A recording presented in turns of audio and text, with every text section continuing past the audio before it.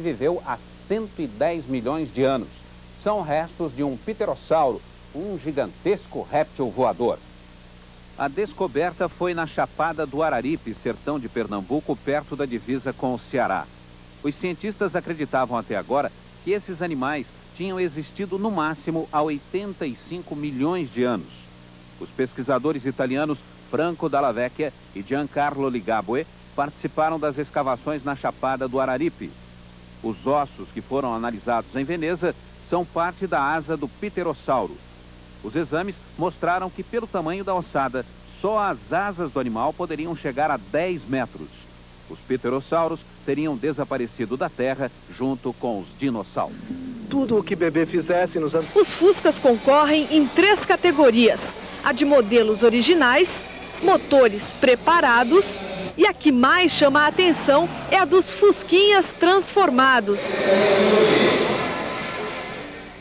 Este aqui é o Atração Fatal. Dentro dele, detalhes do volante e câmbio feitos artesanalmente convivem bem com a tecnologia mais moderna. Primeira mão é só vir aqui ao lado do som. 1, 2, 3.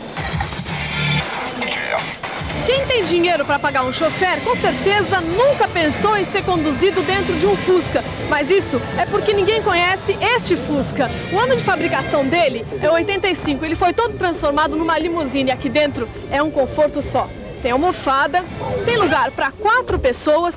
E se não for ninguém no banco da frente, por exemplo, você pode usar para apoiar os seus pés. Se durante a viagem você sentir fome ou sentir sede, não tem problema. Tem uma geladeira aqui, bem abastecida. Agora, se você quiser rádio ou televisão, olha aqui. Tudo acionado aqui dentro mesmo. Se você quiser um pouco mais de privacidade, as cortinas existem para isso. Agora, se você não quiser que o motorista ouça o que você está falando, é só apertar um botão. Tem Fusca de todo tipo, do esportivo ao exótico, em estilo inglês, com direção no lado direito, e até raridades, como este modelo fabricado em 1944. Um dos primeiros a chegar no Brasil, ele é um carro anfíbio, por isso o escapamento é na parte superior. Para deixar esses Fusquinhas bonitinhos, os donos fazem investimentos do tamanho da paixão deles pelo carro. Esse carro não tem valor de mercado, tá? Mas nunca apareceu uma proposta? Já apareceu proposta bem alta, mas não... E quanto? Na faixa de 50 mil dólares. Eu gastei 12 mil dólares nele. O Fusca, qual é o valor que ele tem para os donos dos carros? O Fusca, ele tem uma figura carismática e ele tem assim um jeito, uma empatia, que ele passa a ser membro da família.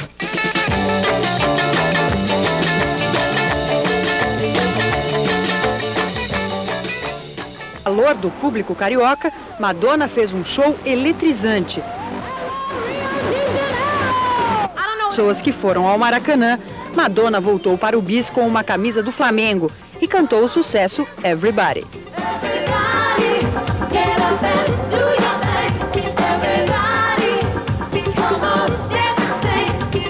Vice-campeonato. A comemoração tem bandeira do Brasil, um abraço no agora ex-patrão Ron Dennis e um aperto de mão com o rival Alan Prost. No pódio, Senna vibra com o hino brasileiro. Em seguida, puxa Prost, tetracampeão antecipado, para o lugar mais alto. Os inimigos confraternizam em clima de despedida. No último duelo, deu Senna. Em 94, tudo... Estados com um super cometa que vai se chocar com Júpiter no meio do ano que vem. E eles já começam a fazer estudos para descobrir um meio de proteger a Terra de um perigo assim, um choque com um asteroide gigantesco. –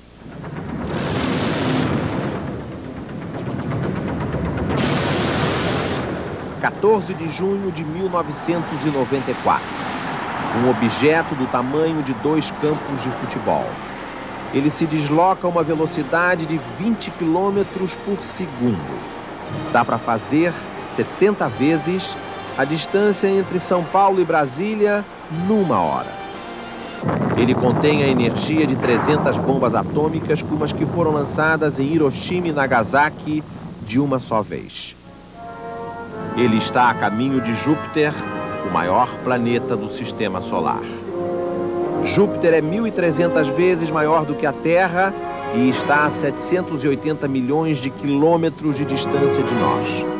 Quando houver o grande choque, o maior espetáculo do século, talvez daqui os astrônomos possam ver um show de som e luz. O asteroide está a caminho de Júpiter há muitos anos e nada pode impedir que a colisão aconteça.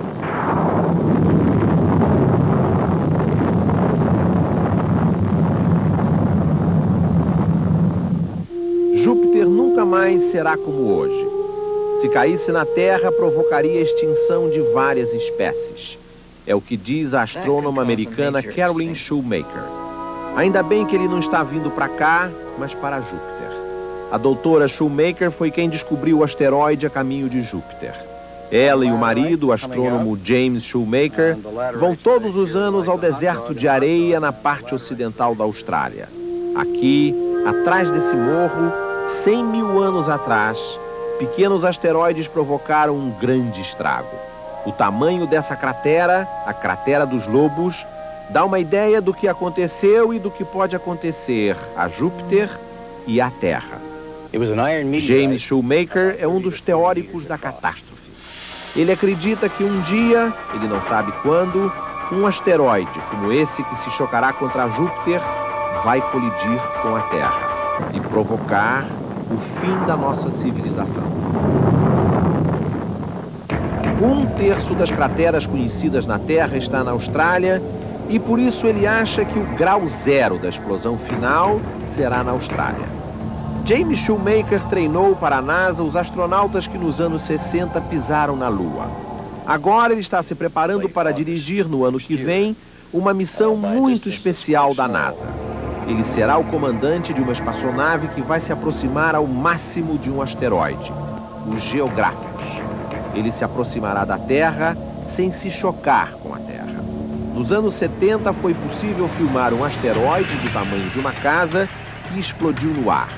E em maio deste ano, um asteroide passou a 150 mil quilômetros de distância da Terra, o que, em termos astronômicos, é o mesmo que tirar um fino.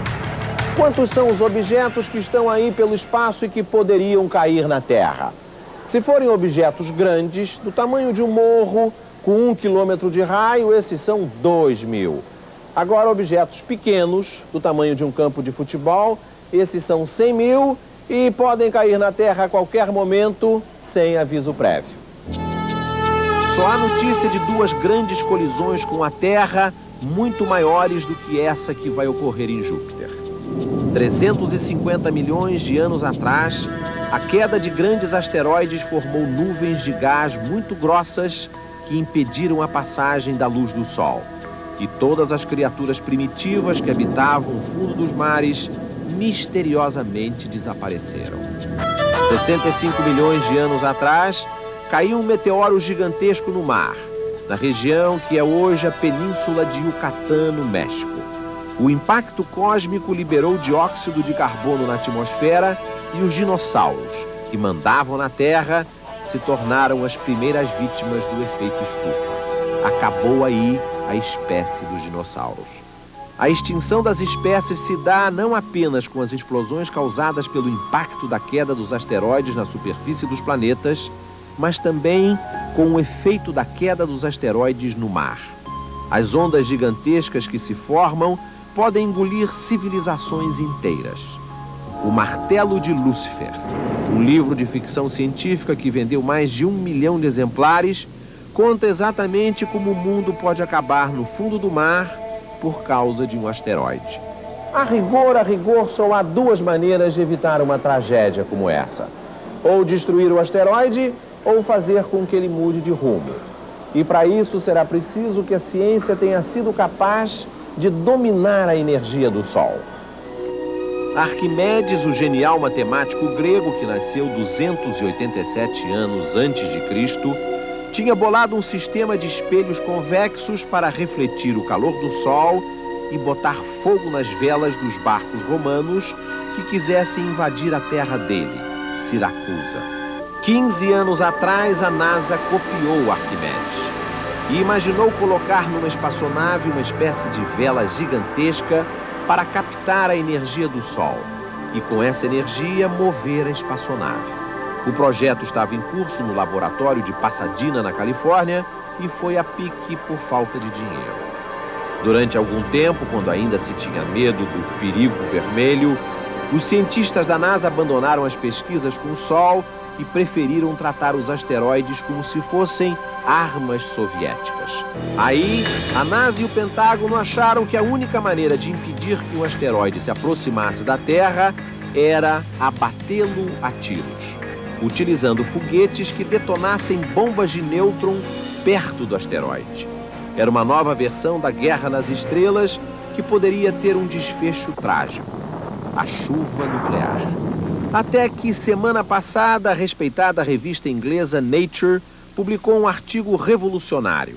Os autores são I.V. Menchnov, da Academia Russa de Ciências, e H.J. Melosh, do Laboratório Lunar da Universidade do Arizona, nos Estados Unidos.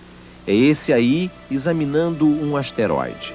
A ideia deles é usar os espelhos de Arquimedes para botar fogo e mudar o rumo, não de barcos romanos, mas dos asteroides que ameaçam dar à humanidade o mesmo destino da civilização dos dinossauros. Esse desenho sobre como mudar a direção de um asteroide foi feito com exclusividade para o Fantástico pelo próprio professor Melosh. A luz do Sol bate no coletor solar à direita. Esse coletor reflete o calor do Sol para um espelho que o professor Melosh chama de espelho secundário. E o espelho secundário reflete o calor do Sol para o asteroide, um asteroide rochoso ou de gelo. O lugar onde o calor do Sol bate se aquece e pega fogo. Daí saem jatos de vapor e o asteroide se desloca, mudando de rumo. Embora seja praticamente impossível ocorrer de novo uma tragédia dessas, o matemático Oswald de Souza calcula que as chances de cair um asteroide sobre a Terra agora, nesse momento, durante o Fantástico, são 311 vezes maiores do que as chances de o deputado João Alves ganhar 2 vezes seguidas na cena principal, jogando um cartão só.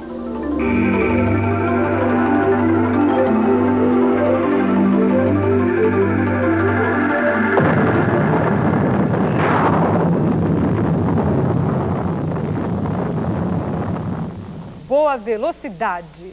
Mais do que a vitória de Senna ou a despedida de Prost, o Grande Prêmio da Austrália vai ficar marcado pelos gestos desses dois bravos depois do pega.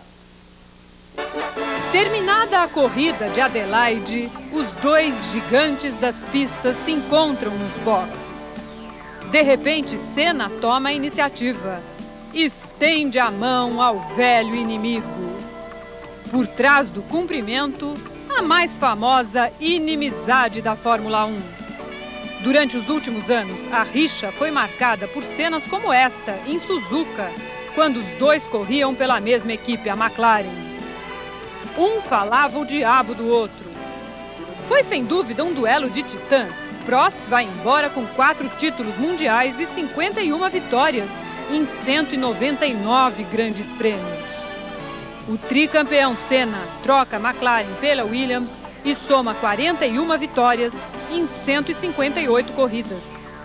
Mas voltemos a Adelaide, ao pódio da última corrida do ano. A cena mostra a grandeza dos fabulosos duelistas. Talvez a palavra-chave não seja amizade, mas certamente é respeito.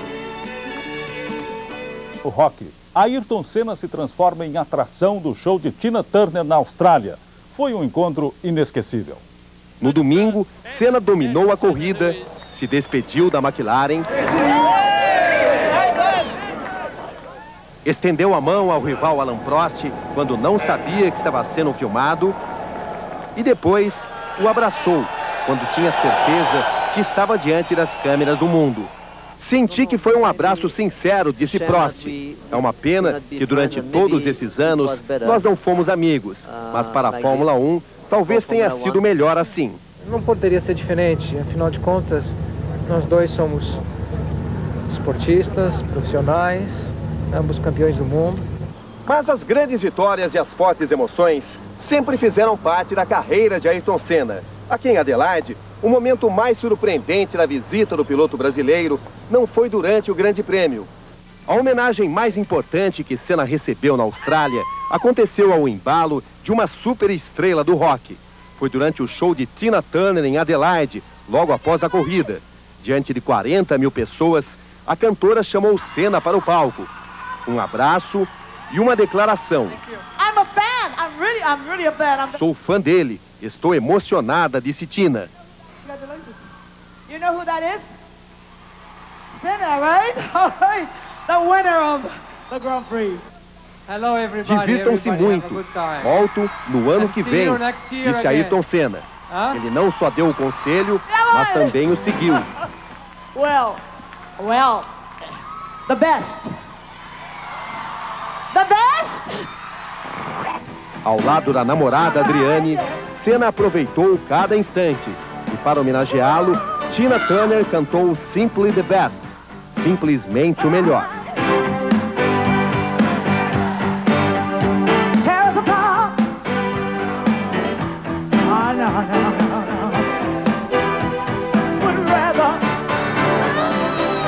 O que só pode ter em comum com um dinossauro? Quase tudo, pelo menos na tela de um computador. A Feira da Computação Gráfica de Tóquio mostra a nova técnica capaz de fazer até um animal extinto dançar como um astro da música pop.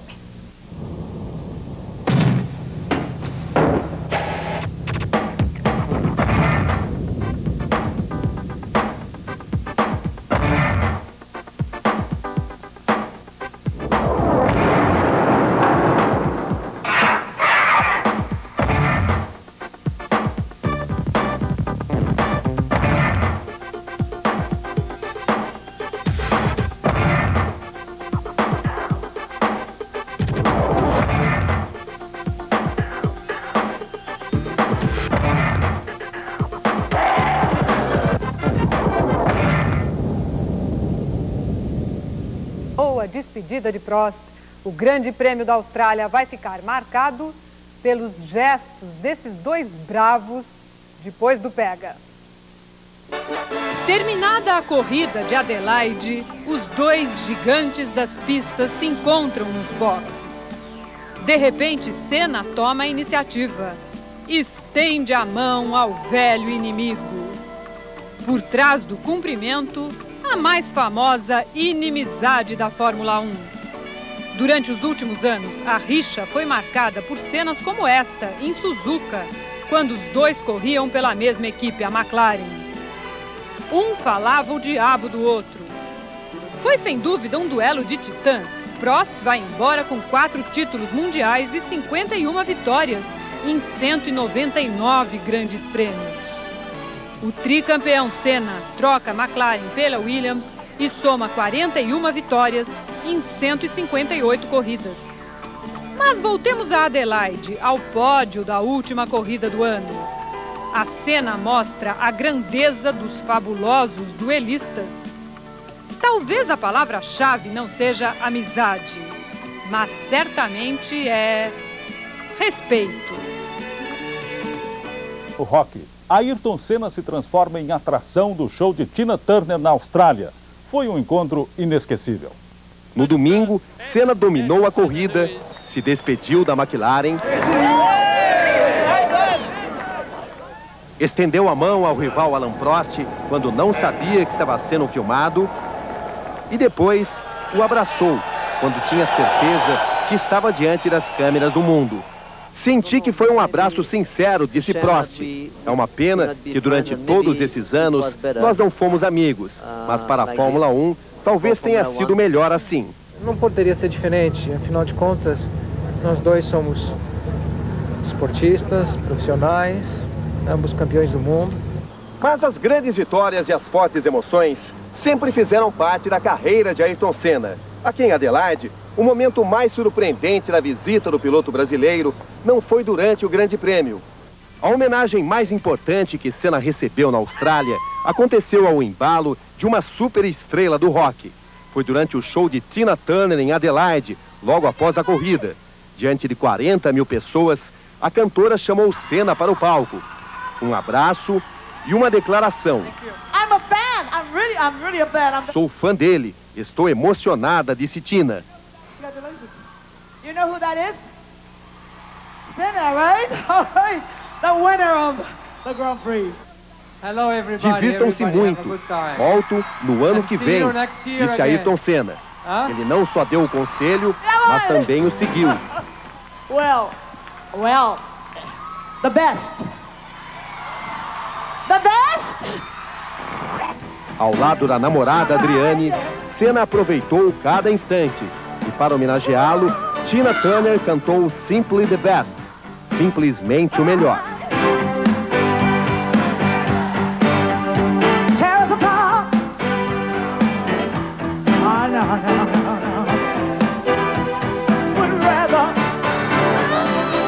O que Exxon pode ter em comum com um dinossauro? Quase tudo, pelo menos na tela de um computador. A Feira da Computação Gráfica de Tóquio mostra a nova técnica capaz de fazer até um animal extinto dançar como um astro da música pop.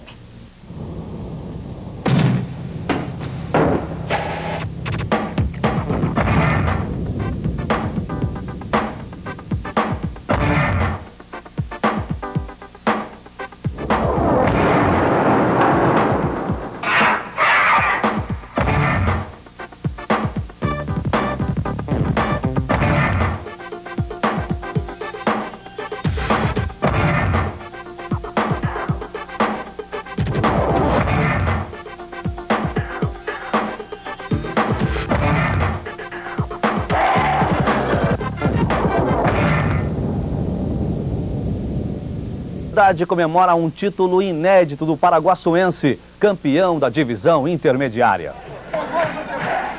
A conquista foi ontem à tarde diante do Barbarense de Santa Bárbara do Oeste e com público recorde no estádio municipal, 7.000 pessoas. O paraguaçuense não decepcionou a torcida e aproveitou quase todas as oportunidades de gol. O primeiro nasceu de um lançamento de Miel para Cássio, que completou. O segundo gol veio logo depois. Carlos Preta chuta, a bola bate na trave e de novo Cássio completa. O barbarense reage, Dicão fica sozinho na área e diminui o placar. O terceiro gol do paraguaçuense começou num chute de Totti. Birigui rebate, mas novamente Cássio estava lá para conferir. Faltando 1 minuto para o final do jogo, Carlos Alberto lança para Delay, que bate forte. Final, Paraguaçuense 4, Barbarense 1. Festa para os jogadores e a torcida. Venceu o Vitória por 2-0 hoje no Morumbi, em São Paulo. É o terceiro título do Verdão esse ano. Ele foi campeão paulista, foi campeão do torneio Rio-São Paulo e agora, 20 anos depois, levanta mais uma vez a taça de melhor do Brasil. Veja aí os gols. O otimismo dos palmeirenses começa a se confirmar aos 7 minutos, neste gol de Avaí.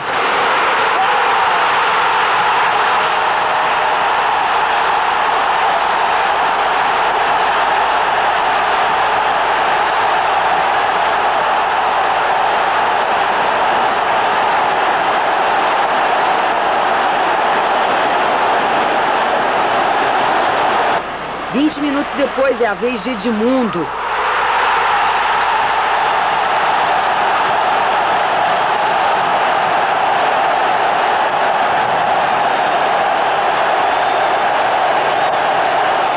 Com os 2-0 logo no primeiro tempo, o Vitória se abate e nem a torcida consegue segurar a onda. A festa mesmo ficou toda para a torcida palmeirense, que há 20 anos esperava por um título de campeão brasileiro. Desde pequeno, Bill Leishman sonhava em voar como os pássaros.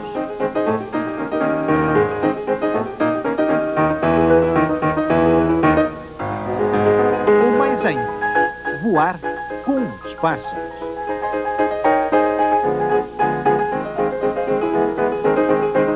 Uma coisa que ele nunca imaginou foi ensinar os pássaros a voar.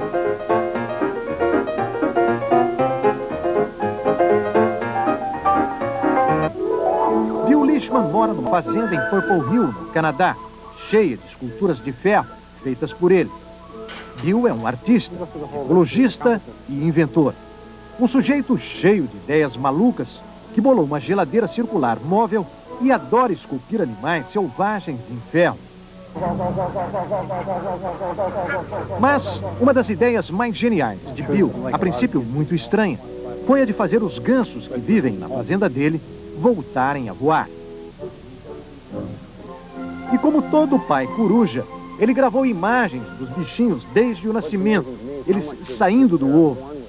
Ele explica que quando uma ave sai do ovo, a primeira coisa que ela vê se mexendo na frente, pensa que é o pai ou a mãe.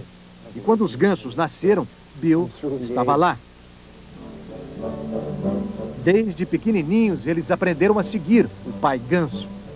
Bill seguia na frente, levando sempre um gravador com o barulho do ultraleve, o seu aviãozinho, para eles se acostumarem com o som do motor.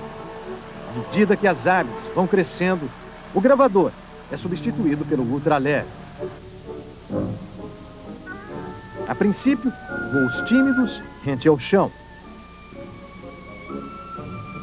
Depois, vão ganhando coragem, até chegarem aqui em cima, meio desengonçados, sem saber onde colocar os pés, como este aqui.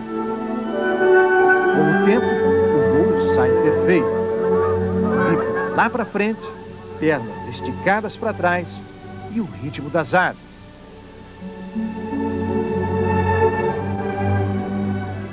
Há 4 anos, Bill Leishman e seus gansos foram personagens do Fantástico.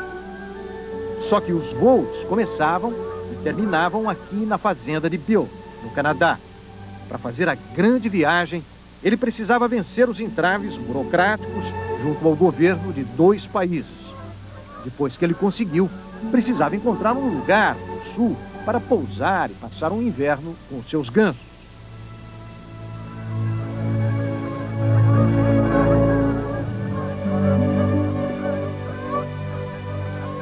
A solução mais viável apontou para este lugar aqui, a mais de 600 quilômetros da casa de Bill Leishman, no Canadá. Nós estamos numa área da Universidade George Washington, em Virgínia. Este aqui é um centro de estudos ecológicos da universidade. É um verdadeiro santuário, onde muitas espécies de aves encontram refúgio. Finalmente, Bill Leishman, o companheiro Joe Duff, cinegrafista e piloto, e seus gansos levantaram um voo rumo ao sul. Bill na frente, os gansos atrás.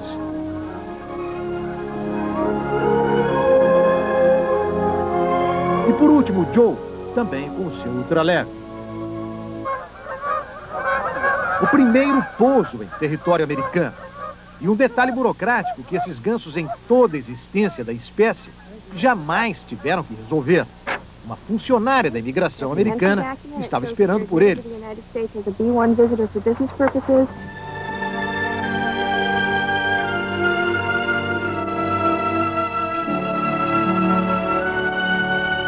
Em seguida, a última etapa da viagem, direção ao santuário da Universidade George Washington, no estado de Virgínia.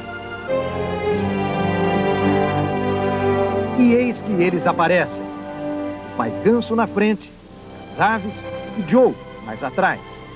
Bill, o pai ganso, aterriza. Joe fica no ar com os gansos que não querem descer. Ouvem tiros. Há caçadores nas redondezas. Os gansos estão com medo. Bill afasta as pessoas e chama suas aves. Finalmente, elas pousam bonito. Foi a maior emoção da minha vida, disse Bill. Estavam lá, todos eles, os 18 gansos. Em terra, cansados dos 3 dias de voo, trataram de aproveitar ao máximo a recepção preparada para eles. Os gansos canadenses vão passar todo o inverno aqui, junto com os novos amigos. Em abril ou maio do ano que vem, na primavera, quando o frio no Canadá começa a amenizar, os gansos de Bill Leishman vão fazer a viagem de volta. Só que desta vez eles terão que ir sozinhos. Eles não vão ter o ultraleve do pai ganso para orientá-los na direção. Faz parte do aprendizado. Será que vão conseguir? Bill espera que sim. E nós também estamos torcendo para isso.